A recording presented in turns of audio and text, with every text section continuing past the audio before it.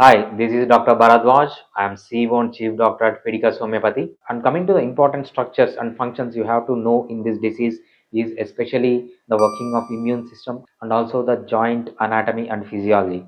So you have the immune system, and this immune system has to fight against the foreign bodies that enter into your body. This immune system should not be fighting against your own tissues or the cells. This is the wrong way. So it has to attack foreign bodies or foreign organisms so that you are healthy and your immune system is healthy. The important thing you have to know is the structure of the joint. So in the joint there are two or more bones involved. Each bone will have a cartilage, and this entire joint space is closed in a capsule, and inside the capsule you have a synovial membrane where it secretes synovial fluid.